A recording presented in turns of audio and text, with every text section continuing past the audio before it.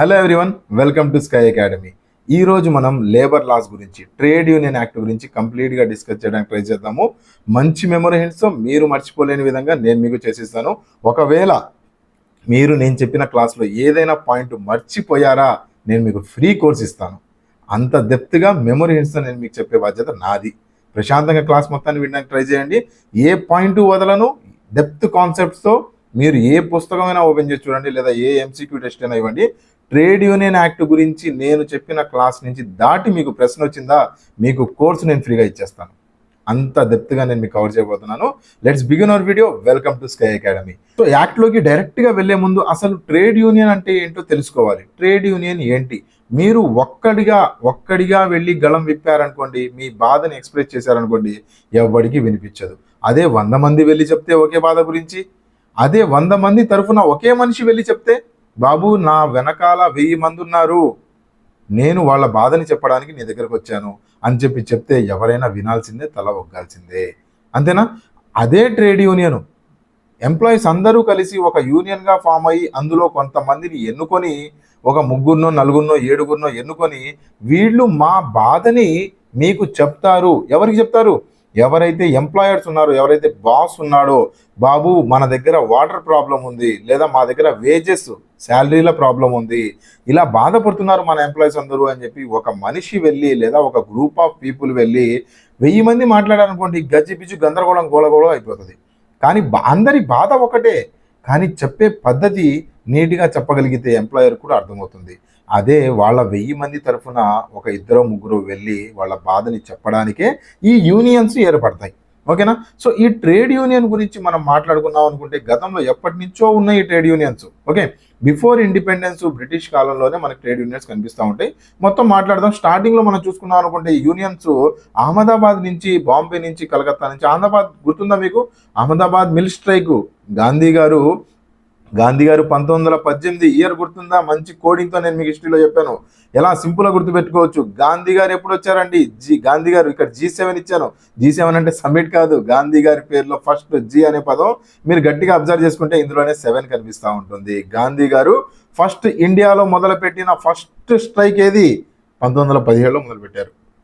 దాని తర్వాత 18లో Ahmedabad mill strike మొదలుపెట్టారు. ఓకేనా? సింపుల్గా గుర్తుపెట్టేసుకోవచ్చు.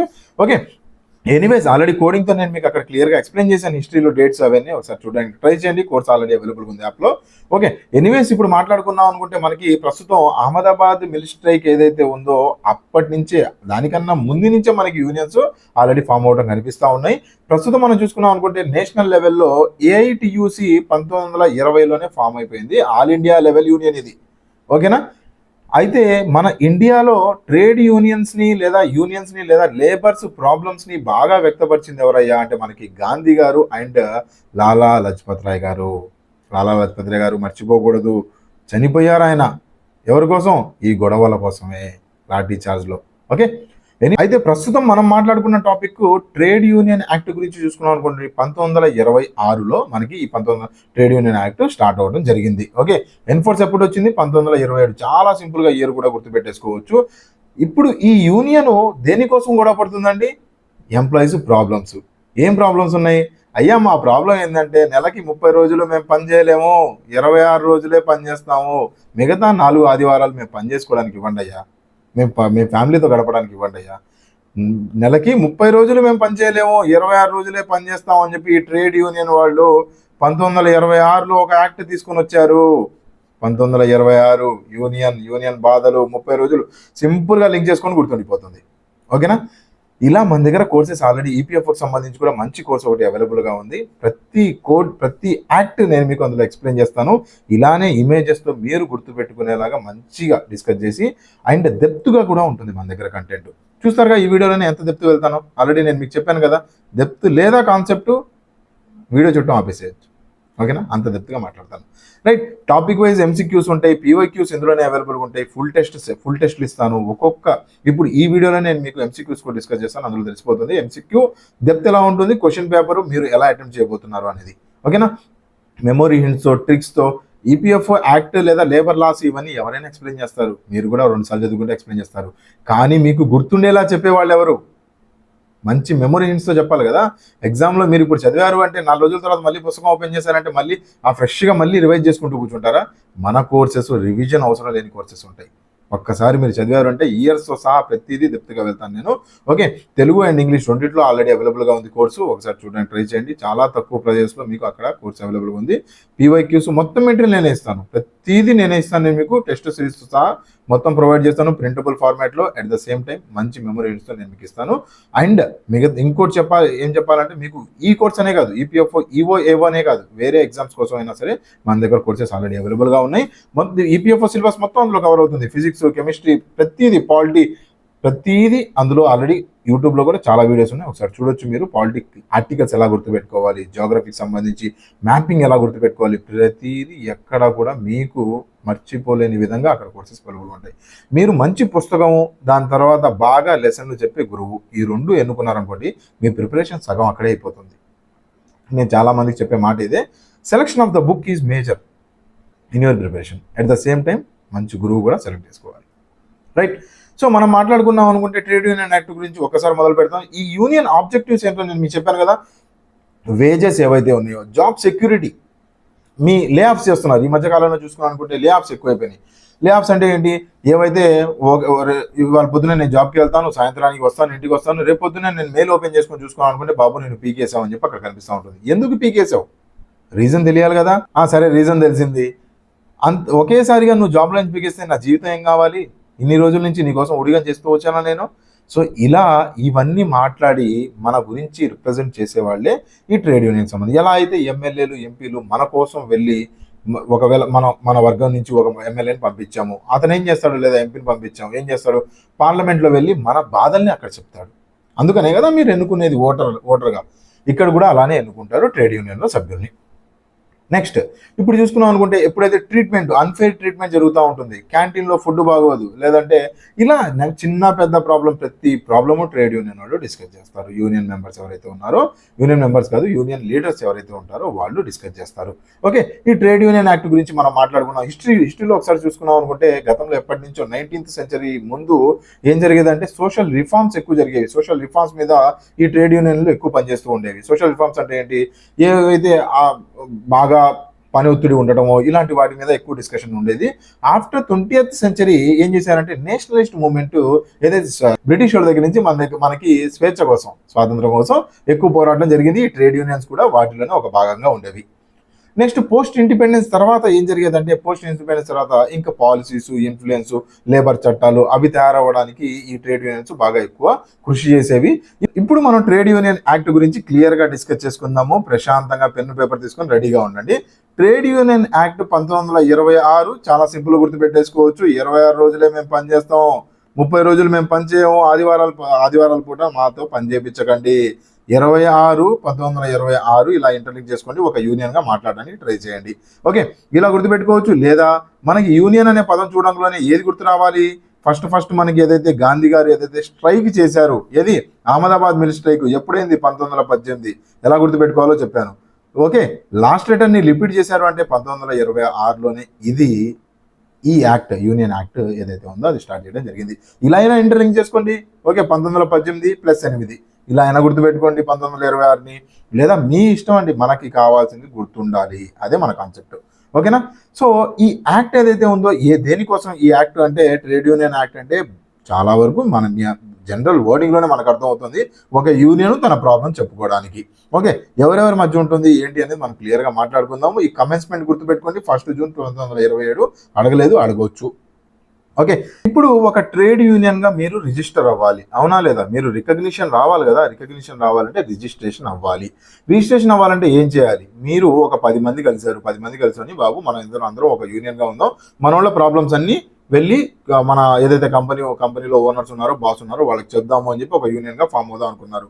అలాంటప్పుడు మీరు ఏం చేయాలంటే, ఫస్ట్ ఒక యూనియన్గా ఫామ్ అయ్యేటప్పుడు గవర్నమెంట్ ఒక రిజిస్ట్రార్ని ఏర్పాటు చేసి ఉంటుంది. ఇలా కంపెనీస్ యూనియన్స్ రిజిస్టర్ అవ్వడానికి ఆ రిజిస్ట్రార్ దగ్గరికి వెళ్ళి, మా రూల్స్ ఇవి, మా యూనియన్ రూల్స్ ఇవి, మేము ఇలా అబైడ్ అయి ఉంటాము, మేము ఇలా ఎటువంటి గొడవలు చేయము, స్ట్రైకుల్లో అవి పేల్చడాలు, ఈ పగలగొట్టడాలు అటువంటివి చేయము, మా బాధలు మేము చెప్పుకోవడానికి, మంచిగా మన సంధి చేసుకోవడానికే మేము ఒక యూనియన్ ఫామ్ చేసుకుంటాం అని చెప్పి రూల్స్ ఆ రెగ్యులేషన్స్ అవన్నీ ఒక పేపర్ మీద రాసి ఎవరెవరు యూనియన్లో మెంబర్స్గా ఉంటున్నాము, యూనియన్లో మెయిన్ హెడ్స్ కావాలి కదా.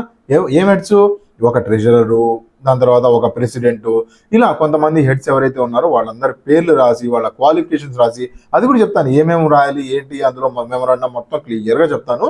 అయితే ఫస్ట్ రిజిస్ట్రేషన్ ఎలా చేయాలంటే ఒక రిజిస్ట్రార్ దగ్గరికి అయితే వెళ్ళాలి. ఓకేనా? ఎంతమంది వెళ్ళాలి అంటే మినిమం 7 కావాలి. ఎందుకు 7? మామూలుగా మనం థియరీ చూసుకున్నాం అనుకుంటే మీరు ట్రేడ్ యూనియన్ యాక్ట్ ఓపెన్ చేసి చూసినా 7 వెళ్ళాలి అని ఉంటుంది. ఎందుకు 7 వెళ్ళాలి? ఎప్పుడైతే ఎందుకు అని ప్రశ్నిస్తారో మీరు ఏ వీడియో అయినా ఓపెన్ చేసి చూసుకోండి 7 అని ఉంటుంది. కానీ ఎందుకు 7? ఓకే, 10% ఆర్ 100 మెంబర్స్ అంటారు. 10% ఎందుకు, 100 మెంబర్స్ ఎందుకు అని మీరు ప్రశ్నించగలిగితే అప్పుడే మీరు ఎగ్జామినర్లా ఆలోచిస్తున్నట్టు, అప్పుడే మీరు పేపర్ క్వాలిఫై చేయడం ఈజీ అవుతుంది. ఎందుకు అనే ప్రశ్నలోనే మీరు ఇచ్చే సమాధానాలు అందులోనే తెలుస్తూ ఉంటాయి. ఓకేనా? మినిమం 7 ఉండాలి. నేను చెప్తాను వినండి. ఎందుకు 7 అంటే ఒక యూనియన్లో ఏ యూనియన్ అయినా మీరు ఓపెన్ చేశారనుకుంటే అందులో ఒక ప్రెసిడెంటు, ఒక వైస్ ప్రెసిడెంటు, ఓకే, ఒక ట్రెజరరు, ఒక సెక్రటరీ, 4 పక్కా ఉండాలి. రైట్?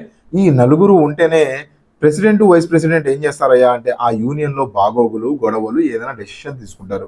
ట్రెజరర్ ఏం చేస్తారంటే ఈ యూనియన్లో డబ్బులు అయితే వస్తాయి కదా, మెంబర్షిప్ అయితే కడతారు కదా, ఎంత కట్టాలి ఏంటి అనేది నెక్స్ట్ స్లైడ్స్లో చెప్తాను నేను. ట్రెజరర్ ఉండాలి. ట్రెజరర్ ఉండి ఆ డబ్బులు ఏం చేస్తున్నారు ఏంటి అనేది మొత్తం చూసుకుంటూ ఉండాలి. ఓకే, సెక్రటరీ ఉంటారు. సెక్రటరీ గారు ఏం చేస్తాడంటే ఆ ఏదైతే ప్రెసిడెంట్ వైస్ ప్రెసిడెంట్ ఆ కీలక పాత్ర వ్యవహరిస్తూ ఉంటారు. Secretary in the name of secretary మొత్తం ఆ రూల్స్ రెగ్యులేషన్స్ మొత్తం మూవ్ అవుతూ ఉంటాయి. ఓకే, ఆయన సిగ్నేటరీ పవర్ అంటాము, సెక్రటరీ ఉండాల్సిందే. ఓకే, ఎనీవేస్ ఒక యూనియన్కి ఇలా president vice president treasurer secretary ఉండాల్సిందే. ఒకవేళ ఇందులో కీలకమైన పోస్టులు ఏంటయ్యా అంటే కీలకమైన పోస్టులు ఏంటయ్యా అంటే president, treasurer, secretary, vice president ఉన్నా లేకపోయినా కొన్ని యూనియన్స్లో ప్రెసిడెంట్, కొన్ని యూనియన్స్లో ఆబ్సెంట్. ఓకే, యూనియన్ని బట్టి ఉంటుంది. ఎనీవేస్ ఒకవేళ వీళ్ళ పదవీ కాలము లేదంటే ఏమన్నా అవ్వటం కానీ లేదంటే వీళ్ళు మానేయటం కానీ ఏదైనా తప్పు చేసి జైలుకి పోవటం కానీ ఏదైనా శిక్ష పడటం కానీ, శిక్ష పడింది అనుకోండి as per rules of trade union ఎవరైతే జైలుకి వెళ్ళాలో వాళ్ళు సభ్యులుగా ఉండకూడదు, వాళ్ళని తీసేయాలి. ఇవన్నీ చెప్తాను, రూల్స్ కూడా చెప్తాను, టెన్షన్ ఏం లేదు. ఎనీవేస్ ఇక్కడ మాట్లాడుకున్నామని ఉంటే ఎవరైనా మిస్ అయితే వాళ్ళ ప్లేస్ని భర్తీ చేయాలి కదా. ఈ 3 అరెస్ట్ చేశారండి, ఇంకో 3 అయితే రావాలి కదా వీళ్ళ ప్లేస్లో. ఎవరైతే మెంబర్స్ అక్కడ ఎవరైతే ఈ మెంబర్స్ ఎవరైతే 7 ఉన్నారో ఈ 3కి ఇంకో 3 వచ్చి రీప్లేస్మెంట్ అవుతారు.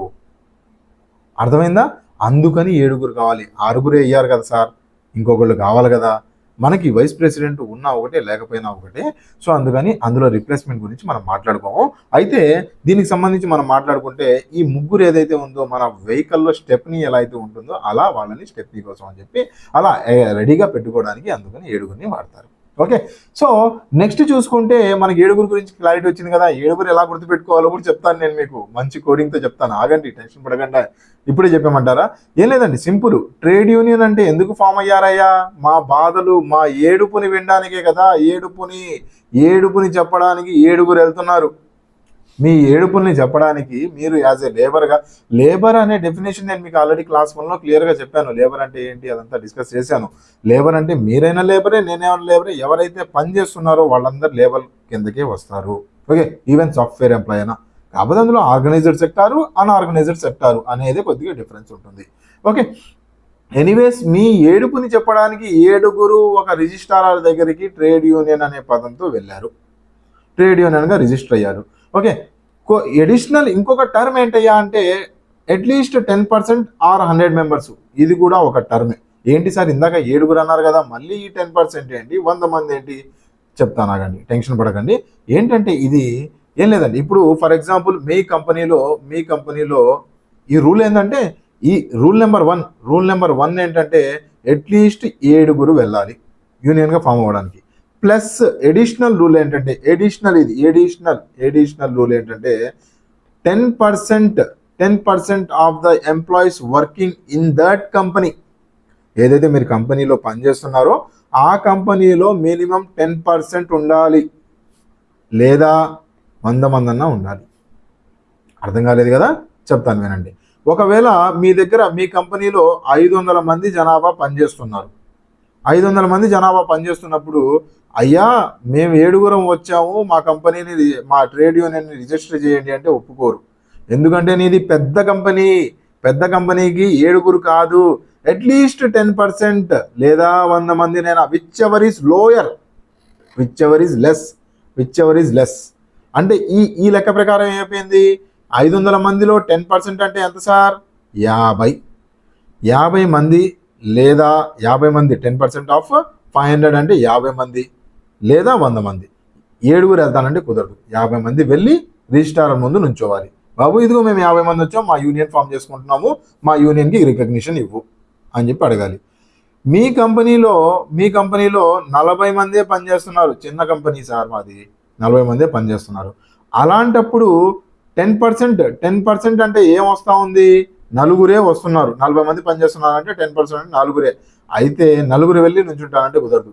ఈ కేసులో మీకు 7గురు మినిమం ఉండాల్సిందే. మీ 40 మందిలో 7గురు పక్కకు రావాలి, 7గురు వెళ్ళి రిజిస్టర్ అవ్వాలి. ఓకేనా? సో ఓవరాల్గా బాటమ్ లైన్ ఏంటయ్యా అంటే, పెద్ద కంపెనీ ఉంటే మినిమం 10% అనే రూలు వర్తిస్తుంది, లేదా 100 మంది. ఓకే, ఒకవేళ చిన్న కంపెనీ ఉందనుకోండి, 7గురు అనే రూలు అక్కడ ప్లేస్ అవుతుంది. చాలా జాగ్రత్త గుర్తుపెట్టుకోవాలి. చాలా సన్న పాయింట్స్ ఇవి, గుర్తుండవు. ఎందుకు, సింపుల్గా అర్థం చేసుకోలేదా, సింపుల్గా గుర్తుండవు. ఓకేనా? ఇంత డెప్త్గా ఎవరు డిస్కస్ చేయరు మీతో. ఓకే, జాగ్రత్తగా మంచిగా క్లాస్ జరుగుతుంది కాబట్టి జాగ్రత్తగా వినడానికి ట్రై చేయండి. ఓకేనా?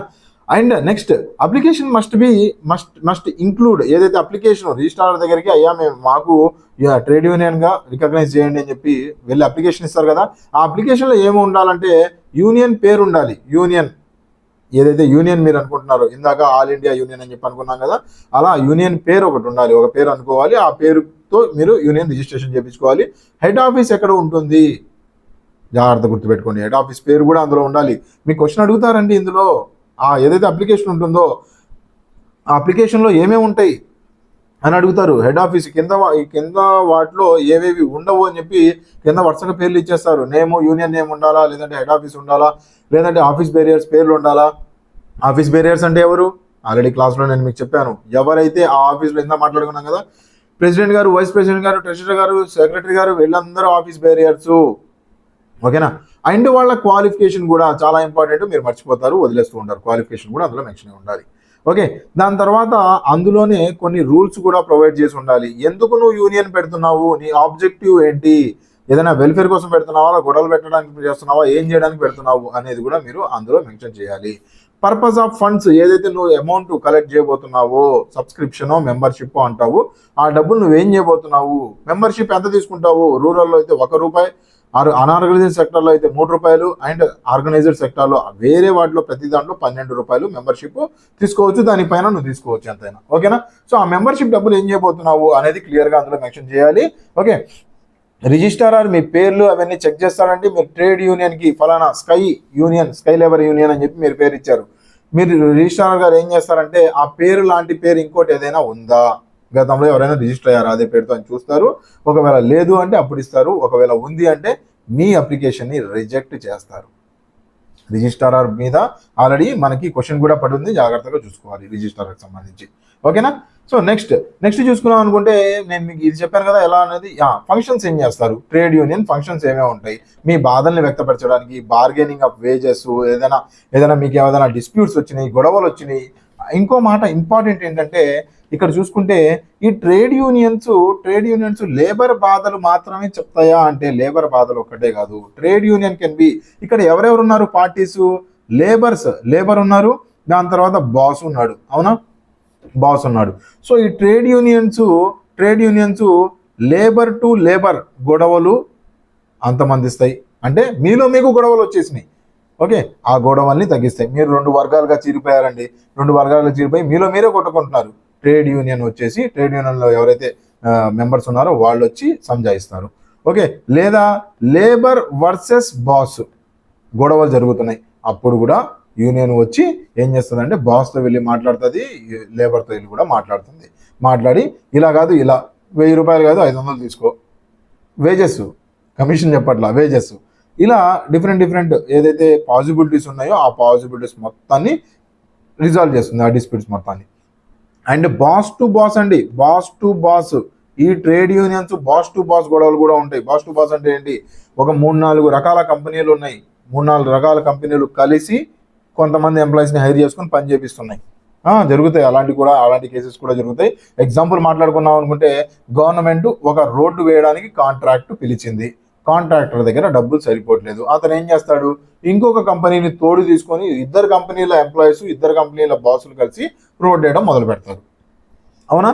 ఇలా సో బాస్ టు బాస్ మధ్యలో వైరాలు ఉన్నా సరే, డిస్ప్యూట్స్ ఉన్నా సరే, ఇదేం చేస్తుందంటే ట్రేడ్ యూనియన్ వెళ్ళి సంజాయిస్తుంది. ఓకే, ఏదైనా గొడవలు జరిగినా సరే. అండ్ ఇంకోటి ఇంపార్టెంట్ ఏం చేస్తుందంటే, ఈ ట్రేడ్ యూనియన్కి సంబంధించి ఎంప్లాయీస్ ఎవరైతే ఉన్నారో వాళ్ళు ఎవరైనా చనిపోతే, ఏదైనా గొడవల్లో కానీ లేదా ఏదైనా డెత్, ఏదైనా హ్యాపెన్, సిక్నెస్ ఏమైనా వస్తే, ఒంట్లో బాగాలేకపోయినా, యాక్సిడెంట్స్ ఏమైనా, అన్ఎంప్లాయ్మెంట్ జాబ్ పోయినా సరే, ఈ ట్రేడ్ యూనియన్స్ వాళ్ళ దగ్గర ఉన్న డబ్బులతో కొద్దిగా వాళ్ళకి సపోర్ట్ కూడా ఇస్తూ ఉంటుంది. అది మనం క్లియర్గా నెక్స్ట్ స్లైడ్స్లో చూద్దాము. జనరల్ ఫండ్ అని ఒకటి ఉంటుంది, పొలిటికల్ ఫండ్ అని ఒకటి ఉంటుంది. 2 టైప్స్ ఆఫ్ ఫండ్స్ ఉంటాయి. ఏంది సార్ ఇంత డెప్త్గా వెళ్ళాలా అంటే, మీరు రాసే ఎగ్జామ్ చిన్నపాటి ఎగ్జామ్ కాదు, యూపీఎస్సీ పేపర్ సెట్ చేయబోతుంది. ఆల్రెడీ పేపర్లు చూసుకోండి పాత ఎంత డెప్త్గా వెళ్ళారో. సింపుల్, ఇందులో గుర్తుపెట్టుకునేది ఒక్కసారి విన్నారంటే మళ్ళీ నెక్స్ట్ మీరు వినవలసిన అనేది. ఇంత డెప్త్గా నీట్గా చెప్తున్నాను కదా, అర్థం చేసుకోవడానికి ట్రై చేయండి. ఇంపార్టెంట్ డెప్త్ ఉంది కాబట్టి డెప్త్ చెప్తున్నాను. ఓకేనా? Right. Periodical records discuss employer to employer issues, ప్రతిదీ మన ఈ ట్రేడ్ యూనియన్ సాల్వ్ చేస్తూ ఉంటుంది. పొలిటికల్ ఫండ్స్ని వాటి ఫంక్షన్ మేనేజ్ చేస్తూ ఉంటుంది. ఇప్పుడు ఫండ్స్ గురించి మాట్లాడుకుందాం. General funds, political funds. మీరు ట్రేడ్ యూనియన్లో యాజ్ ఏ యూనియన్, అక్కడ ఒక యూనియన్ ఫామ్ అయిపోయింది, మనం ఒక పని చేస్తూ ఉన్నాము. నేను ఆటో డ్రైవర్గా పనిచేస్తున్నాను అనుకుందాము. మాకు ఒక యూనియన్ ఉంది, ట్రేడ్ యూనియన్ ఉంది. ఆ యూనియన్లో యాజ్ ఏ ఆటో డ్రైవర్ నేను వెళ్ళి ఒక మెంబర్గా మెంబర్షిప్ తీసుకొని జాయిన్ అవ్వచ్చు, లేదా జాయిన్ అవ్వకపోవచ్చు, నా ఇష్టం, వాలంటరీ అది. ఓకే, నువ్వు ఆటో నడుపుతున్నావు కదా, నువ్వు ట్రేడ్ యూనియన్లో మెంబర్ ఉండాలి అంటే అవసరం లేదు. ఒకవేళ నువ్వు మెంబర్గా ఉన్నావంటే నీవు 2 రకాల ఫీజులు కనిపిస్తూ ఉంటాయి. ఒకటి జనరల్ ఫీజు, లేదా రెండోది పొలిటికల్ ఫండ్. జనరల్ ఫండ్ అంటే ఏంటంటే, ఏవైతే మీరు మెంబర్షిప్ కడతారు కదా, రూపాయి అనుకోండి, ఇందాక మనం మాట్లాడుకున్నాం కదా, రూపాయి అనుకున్నాం, దాని తర్వాత వేరే మాట్లాడుకున్నాం కదా, 3 రూపాయలు అనుకున్నాం, 12 రూపాయలు అనుకున్నాం. సో అవన్నీ ఏదైతే ఫీజు వాళ్ళు ఫిక్స్ చేస్తారు, రూపాయి 2 రూపాయలు పాత లెక్కలండి, 1926లో ఫామ్ అయిన యాక్ట్ ఇది. ఓకే, సో ఆ యూనియన్ వాళ్ళ ఇష్టం వచ్చినట్టు వాళ్ళకి ఫేమ్ చేసుకుంటూ ఉంటుంది. జనరల్ ఫండ్ ఏదైతే ఉందో, నువ్వు ఏదైతే మెంబర్షిప్ కడతావో ఆ డబ్బులన్నీ జనరల్ ఫండ్లోకి వెళ్తాయి. పొలిటికల్ ఫండ్ అంటే ఏంటంటే, నీ ఇష్టపూర్వకంగా ఏదైనా పొలిటికల్ పార్టీకి మీ యూనియన్ ఏం చేస్తుందంటే, ఏదో ఒక XY పొలిటికల్ పార్టీకి వెళ్ళి సపోర్ట్ చేయబోతా ఉంది. మీ యూనియన్, మీ ఆటో యూనియన్ మొత్తం ఎవరికి సపోర్ట్ చేస్తుంది సార్ అంటే, మీ ఏదైతే పొలిటికల్ పార్టీ X అనే పొలిటికల్ పార్టీకి సపోర్ట్ చేయబోతుంది. అలాంటి టైంలో ఆ పొలిటికల్ పార్టీకి సపోర్ట్ చేయడానికి నువ్వు ఫండ్ ఇవ్వాలంటే ఇవ్వచ్చు, లేదంటే లేదు. నువ్వు యూనియన్లో మెంబర్ అయితే అవుతావు, కానీ యూనియన్ వాళ్ళు పొలిటికల్ పార్టీ పరంగా వేరే పార్టీకి, నీకు ఇష్టం లేని పార్టీకి ఏమైనా సపోర్ట్ చేస్తున్నారంటే దానికి నువ్వు ఫండ్ ఇవ్వచ్చు, ఇవ్వకపోవచ్చు. మెంబర్షిప్ అయితే ఇవ్వాల్సిందే. పొలిటికల్ పార్టీ ఫండ్ అయితే ఇవ్వకపోవచ్చు. మెంబర్షిప్ ఇచ్చే డబ్బులు ఎలా ఖర్చు పెట్టాలంటే, ఏదైతే ఈ స్ట్రైక్స్, డిస్ప్యూట్స్ ఇవన్నీ జరుగుతూ ఉంటాయి కదా, ఆ టైంలో కంపెన్సేషన్ టు మెంబర్స్, అంటే వాళ్ళు జాబులు, ఆ టైంలో శాలరీలు ఉండవు, శాలరీలు ఒకరోజు స్ట్రైక్కి 2 స్ట్రైక్లు శాలరీలు ఎందుకు ఉండవు సార్ అంటే, కొన్ని స్ట్రైక్లు 90 రోజులు, 100 రోజులు, 3 నెలలు, 6 నెలలు కూడా వెళ్ళిన రోజులు ఉన్నాయి. అవునా? రీసెంట్గా మన ఏపీ తెలంగాణలో రీసెంట్ స్ట్రైక్లే చూసాం మనం. ఓకే, ఆర్టీసీ స్ట్రైక్ గుర్తుంది కదా. సో అలా స్ట్రైకులు జరుగుతూ ఉంటాయి.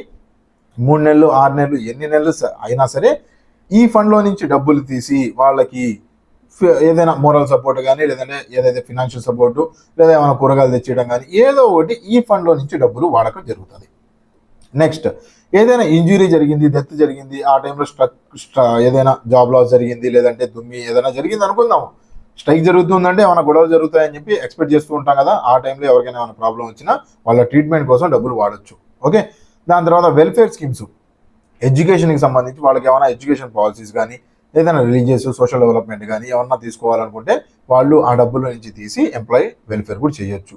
ఓకే, ఏదైనా లాయర్ని అపాయింట్ చేశారు, వాళ్ళ ఫీజు కూడా ఆ యూనియన్లో నుంచి ఇస్తారు. ఓకే, దాని తర్వాత వర్కర్ బెనిఫిట్, పైవి చెప్పినవి కాకుండా ఇంకేదైనా నువ్వు చేయాలనుకుంటే, యూనియన్ వాళ్ళు చేయాలనుకుంటే, ఏదైతే నీ గ్రాస్ 1/4 ఉందో, 1/4 of the total gross of the year and balance sheet. Example, ఈ సంవత్సరం మొత్తానికి గాను ఒక 10 కోట్లు, ట్రేడ్ యూనియన్ 10 కోట్లు అనే పెద్ద నెంబర్ అండి, ఒక 10 లక్షలు 10 lakh రూపీస్ మెంబర్షిప్ ద్వారాగా ఫీజు వచ్చింది అనుకుందాము. ప్లస్ పోయిన సంవత్సరంలో ఒక 5 లక్షల రూపాయలు మిగులు నీ అకౌంట్లో ఉంది. ఎవరి అకౌంట్లో? యూనియన్ అకౌంట్లో ఉంది. మొత్తం ఎంత? 15 లక్షల రూపాయలు వాళ్ళ అకౌంట్లో ప్రస్తుతం ఉంది. ఇందులో 1/4 ఈ పైన రీజన్స్ కాకుండా కొత్త రూల్ ఏమైనా ఫామ్ చేసుకుంటే 1/4 డబ్బులు ఖర్చు పెట్టవచ్చు. ఓకేనా? 1/4 అంటే ఎంత? దగ్గరగా ఒక 3 నుంచి 4 లక్షలు అనుకోండి. ఓకే, 4/3 12, 4/4 16 అనుకోండి. 3 నుంచి 4 లక్షలు. ఓకేనా? ఎనీవేస్, సో ఇలా వాళ్ళు ఖర్చు పెట్టడానికి ఇంపార్టెంట్ అండి. అడుగుతారు సింపుల్గా, ఏదైతే మీరు కొద్దిగా హార్డ్గా అనిపిస్తుందో గుర్తుపెట్టుకోవడం, అక్కడి నుంచి ప్రశ్న వచ్చింది. ఓకేనా? పైవన్నీ ఎవరైనా చెబుతారు డబ్బులు ఎలా ఖర్చు పెడతారు సార్ అంటే, ఆ స్ట్రైకుల్లో డిస్ప్యూట్లో ఎవరైతే వెళ్తారో వాళ్ళ కోసం, జాబ్ లాస్ ఎవరైనా చనిపోతే అందులో యూనియన్ డబ్బులు ఖర్చు పెడుతుంది సార్, లేదంటే ఎడ్యుకేషను, ఇలా వాటికి వీటికి ఖర్చు పెడుతుంది సార్ అని చెప్పి ఎవరైనా అంటారు. కానీ ఈ 1/4 of the gross and balance of the start of the year మర్చిపోతారు. ఇంపార్టెంట్. ఇక్కడే మనం కాన్సన్ట్రేషన్ చేయాల్సింది. మనం అందరు చదవడం కాదు, ఏదైతే అందరూ మిస్ చేస్తారో దాన్ని మనం ఎక్కువ స్ట్రెస్ చేసి చదువుదాం. అప్పుడే మన దగ్గర నుంచి బిట్ మిస్ అవ్వదు. Okay, next political funds. దీని గురించి మాట్లాడాను కదా, మెంబర్స్ పే చేసే commission. Political funds voluntary. As a మెంబర్గా నువ్వు ఇవ్వచ్చు, ఇవ్వకపోవచ్చు, పక్కన పెట్టేసి. పొలిటికల్ పార్టీ చేయొచ్చు, పొలిటికల్ లీడర్కి సపోర్ట్ చేయొచ్చు. ఒక మనిషికే వెళ్ళి ఎమ్మెల్యేగా నిలబడుతున్నాడు, ఇండిపెండెంట్గా నిలబడుతున్నాడు, అతనికి సపోర్ట్ చేద్దాం. లేదా మీ యూనియన్లో నుంచి ఒక మనిషి వెళ్ళి ఎమ్మెల్యేగా పోటీ చేస్తున్నాడు, కామన్గా జరిగేదే యూనియన్లో. సో అతను వెళ్ళి పోటీ చేస్తున్నాడు, ఎమ్మెల్సీగా పోటీ చేస్తున్నాడు, అతనికి సపోర్ట్ చేద్దాం అనుకున్నారు. మీ యూనియన్లో డబ్బులు మొత్తం తీసి వాళ్ళకి ఇవ్వచ్చు. ఏ డబ్బులు? పొలిటికల్ ఫండ్, జనరల్ ఫండ్ కాదు, గుర్తుపెట్టుకోవాలి. Next, scope of the act. ఎక్కడ వరకు స్కోప్ ఉంటుంది? ట్రేడ్ యూనియన్ అనేది టెంపరీ అయినా ఉండొచ్చు, పర్మనెంట్ అయినా అవ్వచ్చు. టెంపరీ కొన్ని రోజుల కోసం ట్రేడ్ యూనియన్ ఫామ్ చేసుకోవచ్చు, పర్మనెంట్గా అయినా ఉంచుకోవచ్చు. ఓకే, అండ్ ఈ ఎక్కడ వరకు ఉంటుందయ్యా అంటే, ఆల్ ఓవర్ ఇండియా దీని ఇంపాక్ట్ ఉంటుంది. ఎవరు అబ్జర్వ్ చేస్తారంటే, ఒకవేళ నువ్వు 2-3 స్టేట్లు కలిపి ఒక యూనియన్గా ఫామ్ అయ్యారు. అదేంటి సార్, ఒక్కొక్క స్టేట్లోనే కదా ఒక కంపెనీ ఉంది. కొన్ని కంపెనీస్ బెంగళూరులో ఉంది బ్రాంచ్, హెడ్ ఆఫీసు ఢిల్లీలో ఉంటుంది, బెంగళూరులో బ్రాంచ్, హైదరాబాద్లో బ్రాంచ్ ఉంటాయా లేవా? ఎగ్జాంపుల్ నెంబర్ ఆఫ్ మీకే తెలుసు, టీసీఎస్ అనుకోండి, ఇలా నెంబర్ ఆఫ్ ఏవైనా సరే. సో 2-3 స్టేట్లు కలిపి ఒక ట్రేడ్ యూనియన్ ఉందనుకోండి, దాన్ని గవర్న్ చేసేది సెంట్రల్ గవర్నమెంట్ చూస్తూ ఉంటుంది. సెంట్రల్ గవర్నమెంట్ జ్యుడిషియల్లో వస్తుంది అది. ఒకవేళ ఒక స్టేట్ లోపలే ఉందంటే స్టేట్ గవర్నమెంట్ చూస్తూ ఉంటుంది. వీళ్ళకి రికగ్నిషన్ ఇచ్చేది మాత్రం registrar RI. Okay, registrar R గుర్తుపెట్టుకోవాలి. Registrar R. ట్రేడ్ యూనియన్ తయారు చేయాలన్నా, దాన్ని కూల్చేయాలన్నా రిజిస్ట్రార్ ఆర్ఏ. కూల్చడం ఎలా సార్? కూల్చడం గురించి నెక్స్ట్ స్లైడ్లో చెప్తాను నేను మీకు. ఓకే, అండ్ నెక్స్ట్ చూసుకున్నాం అనుకుంటే, does not affect agreements between partners or employer. Important. As a trade యూనియన్గా నువ్వు జాబ్ చేయడానికి జాయిన్ అయినప్పుడు నీ ఎంప్లాయరు 2 సంవత్సరాలు నువ్వు నాకు దగ్గర ఊడిగం చేయాల్సిందే, నీ ఒరిజినల్ సర్టిఫికేట్స్ నాకు ఇచ్చే అంటాడు. ఆ టైంలో నువ్వు ఒక బాండ్ రాసి సైన్ చేసి ఇస్తావు. దాని తర్వాత సంవత్సరం పనిచేసిన తర్వాత ట్రేడ్ యూనియన్ దగ్గరికి వెళ్ళి, అయ్యా నా బాండ్ ఇలా, అయ్యా నా సర్టిఫికేట్లు అన్నీ తీసుకున్నాడు, కొద్దిగా ఇప్పియండి, ఇది ఇంజస్టిస్ కదా నా సర్టిఫికేట్లు అన్నీ అని చెప్పి అన్నారనుకోండి, ట్రేడ్ యూనియన్ ఎటువంటి పాత్ర అందులో వహించదు. ఎందుకంటే ఆల్రెడీ అగ్రిమెంట్ అయిపోయింది కదా. అగ్రిమెంట్లో ఉన్నప్పుడు నువ్వు అందులో కలగజేసుకోవు, ట్రేడ్ యూనియన్ అందులో కలగజేసుకోవద్దు. ఎంప్లాయర్ అంటే 2 కంపెనీలు ఇందాక మాట్లాడుకున్నాను. ఒక రోడ్ వేయడానికి 2 కంపెనీలు కావాలి. ఆ 2 కంపెనీలు ఏం చేస్తాయ్యా అంటే, ఒకళ్ళకి ఇంకొకళ్ళు అగ్రిమెంట్ చేసుకుంటారు, కొన్ని రూల్స్ ఫేమ్ చేసుకొని వాళ్ళు ఇద్దరు ఉంటారు. నువ్వు మధ్యలో వెళ్ళి ట్రేడ్ యూనియన్ మధ్యలో నువ్వు దూరతానంటే కుదరదు. ఓకేనా? అగ్రిమెంట్స్లో మధ్యలోకి వెళ్ళకూడదు ట్రేడ్ యూనియన్. ఓకేనా? దాని తర్వాత regulated by state government or central government, registrars regulate చేస్తూ ఉంటారు. ఓకే, ఇంకోటి ఇంపార్టెంట్ పాయింట్ ఏంటంటే, ఇందులో నాట్ ఇన్ స్కోప్, దేంట్లో వెళ్ళరు అని చెప్పి నేను చెప్పాను కదా, at the time of joining ఇవన్నీ. ఓకే, చెప్పానులేండి. Mode of rules and regulations క్లియర్గా మెన్షన్ చేసి ట్రేడ్ యూనియన్ సమర్పిస్తూ వెళ్ళాలి. ఎవరికి సమర్పించాలి? రిజిస్ట్రార్కి చెప్పాలి. ఒకవేళ నువ్వు ఆఫీస్ అడ్రస్ మార్చేస్తున్నాం సార్, నేను మొన్నటి వరకు ఏదో ఒక మల్కాజ్గిరిలో ఉన్నాను, ఇప్పుడు నేను కరీంనగర్కి నేను ఆఫీస్ని షిఫ్ట్ చేస్తున్నాను, ఎవరికి చెప్పాలా? రిజిస్ట్రార్కి 14 రోజుల లోపలే నువ్వు నోటీసు పంపించాలా. సార్ మేము ఇలా మా ఆఫీస్ అడ్రస్ మార్చేసాం. 14 రోజులు ఎందుకు? ప్రెసిడెంట్ గారిని రిమూవ్ చేయాలి. 14 రోజుల ముందు, 14 రోజులు ఆయనకు నోటీస్ పీరియడ్ ఎందుకు సర్వ్ చేయాలి? సో ఎందుకు అనే ప్రశ్నించడం నేర్చుకోండి. అప్పుడే మీరు ఎగ్జామినర్లా ఆలోచిస్తున్నారు. ఇక్కడ మీరు 2 విధాలుగా ఆలోచించాలి. ఒకటి యాజ్ ఏ లేబర్గా ఆలోచించాలి. మీరు లేబర్ అయితే నాకు ఎన్ని ప్రొవిజన్స్ ఉన్నాయా అని చెప్పి చదవాలి. మీరు యాజ్ ఏ లేబర్గా చదవాలి. అప్పుడే labour act, trade union, labour laws, industrial relations ఇవన్నీ అర్థమవుతాయి. యాజ్ ఏ అకౌంటెంట్లా మీరు అకౌంట్స్ చదవాలి. ఓకే, అకౌంటెన్సీ ఏదైతే ఉందో యాజ్ ఏ అకౌంటెంట్లా చదవాలి. అప్పుడే మీకు యాజ్ ఏ అకౌంటెంట్ మీరు ఎలా నేర్చుకుంటారు ఆ రకంగా. యాజ్ ఏ స్టూడెంట్లా మర్చిపోండి.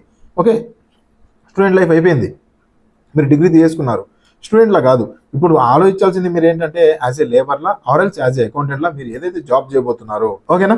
సో ఇలా మీరు ఏం చేయాలంటే 14 రోజులకి 14 రోజులకి నోటీస్ కాదు, నోటిఫై చేయాలి రిజిస్ట్రార్కి త్రూ మెయిల్, త్రూ పోస్టో ఏదో ఒకటి చేయాలి, వెళ్ళి చెప్పాలి. ఓకేనా? నెక్స్ట్ చూసుకున్నాం అనుకుంటే ఇమ్యూనిటీస్. నేను ట్రేడ్ యూనియన్లో జాయిన్ అయ్యాను. ప్రెసిడెంట్, వైస్ ప్రెసిడెంట్ ఎవరైతే 7 మెంబర్స్ అనుకున్నాము, లేదా 10% అనుకున్నాము, లేదా 100 మెంబర్లు, which ever is lower less అని చెప్పి అనుకున్నాము. ఈ 10%కి కానీ, 7గురికి కానీ, 100 మందికి కానీ ఏదైనా ఇమ్యూనిటీ ఉంటుందా? ఇమ్యూనిటీ అంటే ఏంటి?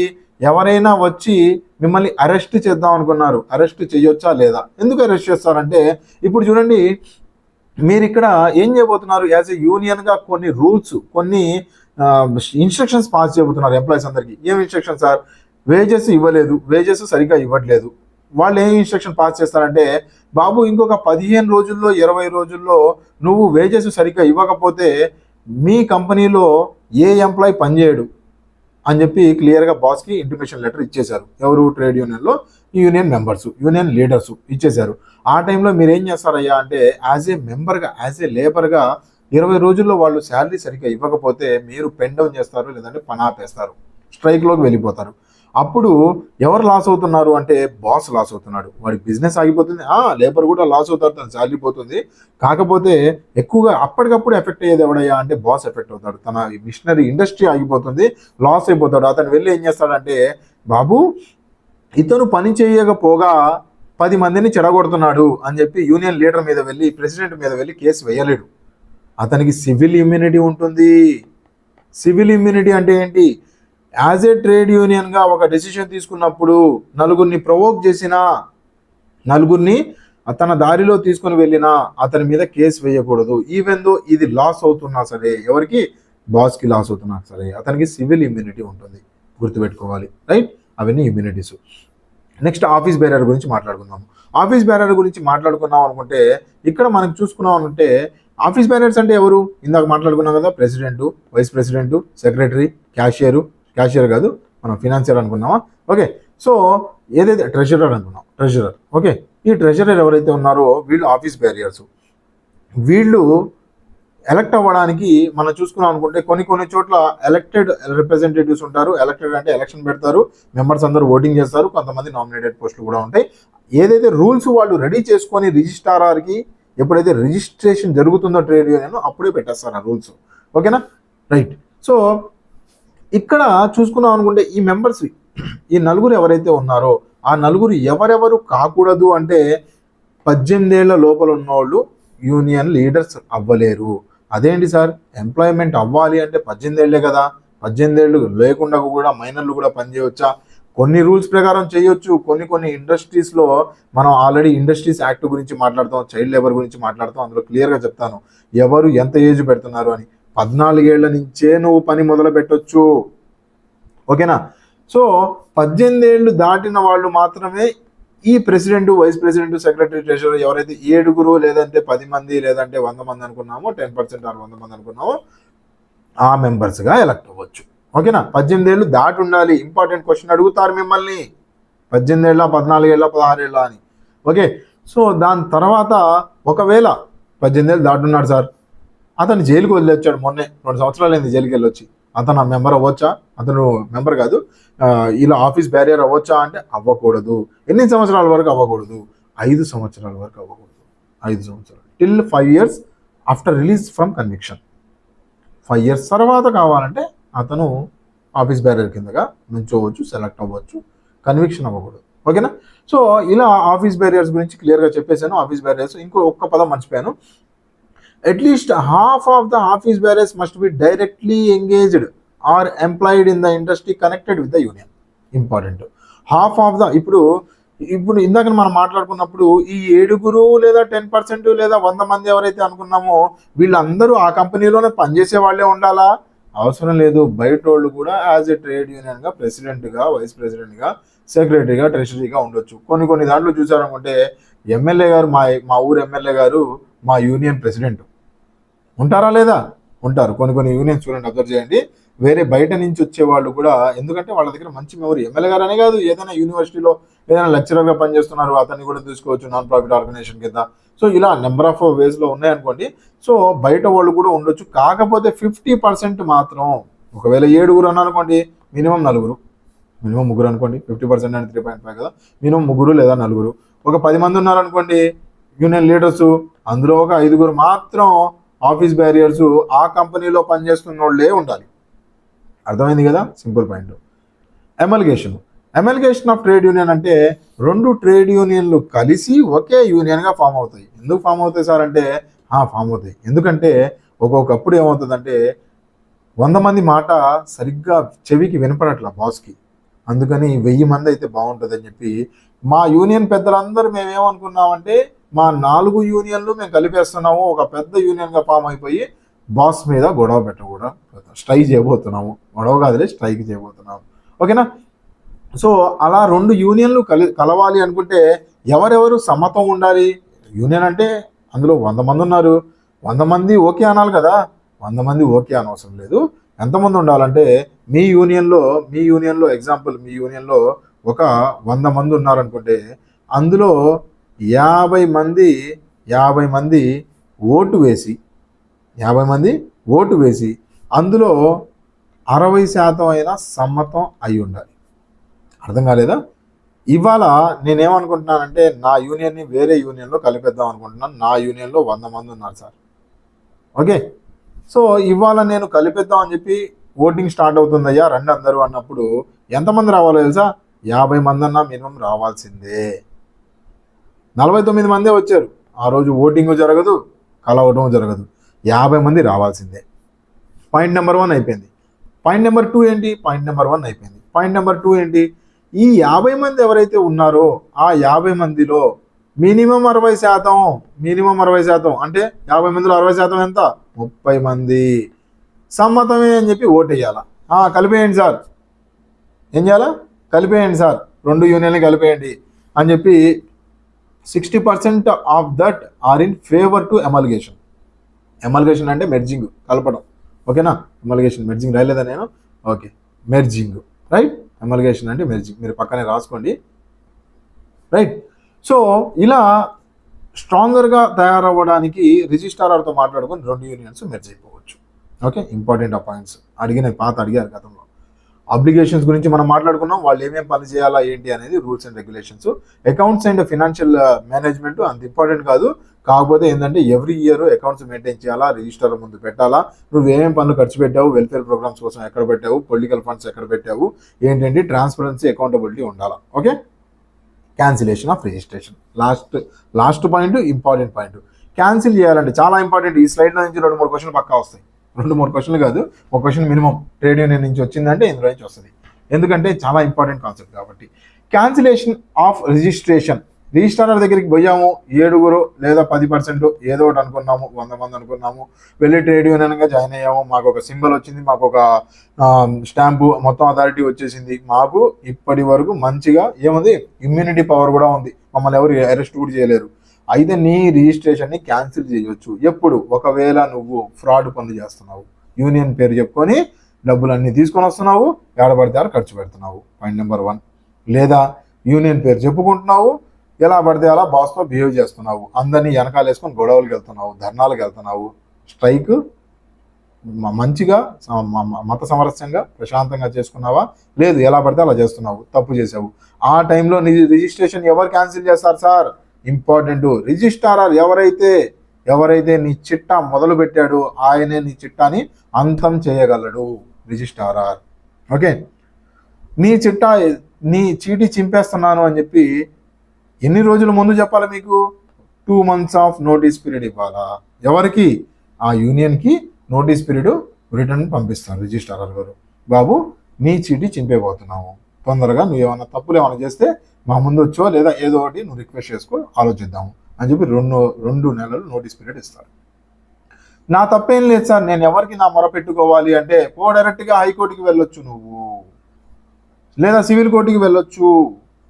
సుప్రీంకోర్టుకి వెళ్ళకూడదా? అది లేదు, నువ్వు డైరెక్ట్గా హైకోర్టుకి వెళ్ళగలవు. ఎందుకు వెళ్ళకూడదు చెప్పాను కదా, ఎందుకు అనే ప్రశ్న రావాలి మీ దగ్గర నుంచి. సుప్రీంకోర్టుకి ఎందుకు వెళ్ళకూడదు సార్? 2 నెలలే నోటీస్ పీరియడ్ ఎందుకు? 1 నెల ఎందుకు కాదు? 3 నెలలు ఎందుకు కాదు? 1 సంవత్సరం ఎందుకు కాదు? సుప్రీంకోర్టుకి ఎందుకు వెళ్ళకూడదు? ఇది సివిల్ ఇష్యూ కదా. సివిల్ ఇష్యూ అపిలేట్ జ్యూరిడిక్షన్ ఎవరి దగ్గర ఉంటుంది? హైకోర్టు దగ్గర ఉంటుంది. అవునా? అపీల్ చేసుకోవడానికి హైకోర్టు దగ్గర ఈ సివిల్ ఇష్యూస్ డిస్ట్రిక్ట్ కోర్ట్స్ దగ్గర కూడా ఉంటాయి.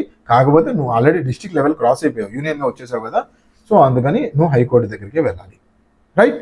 సో క్యాన్సిలేషన్ కోసం అని చెప్పి నీ బాధలు ఏమైనా ఉంటే వెళ్ళి చెప్పుకోవచ్చు హైకోర్టుకి. హైకోర్టు కావాలనుకుంటే నిన్ను రివర్ట్ చేస్తుంది, లేదంటే లేదు. ఓవరాల్గా ట్రేడ్ యూనియన్ గురించి ఇది క్లియర్ కట్గా మీ ముందు పెట్టడానికి ట్రై చేశాను. మంచి మెమరీస్తో, డెప్త్ కాన్సెప్ట్స్, ఎక్కడ ఏది కావాలో అక్కడ నేను మీకు చెప్తూ వచ్చాను. కోర్సు లింక్ డిస్క్రిప్షన్లో ఉంది, కావాల్సిన చూడండి. నెక్స్ట్ మనం ఎంసీక్యూస్ గురించి డిస్కస్ చేసుకుందాం. కోర్సులో ఎంసీక్యూస్ వీడియోస్ మొత్తం క్లియర్గా పెట్టడానికి ట్రై చేస్తాను, చూడడానికి ట్రై చేయండి. Okay, thank you for watching. Video నచ్చింది అంటే, కంటెంట్ నచ్చింది అంటే సబ్స్క్రైబ్ చేయండి. మోర్ కంటెంట్ ఇలాంటి నేను యూట్యూబ్లో పెట్టడానికి ట్రై చేస్తూ ఉంటాను. Okay, thank you for watching. Have a nice day. Bye.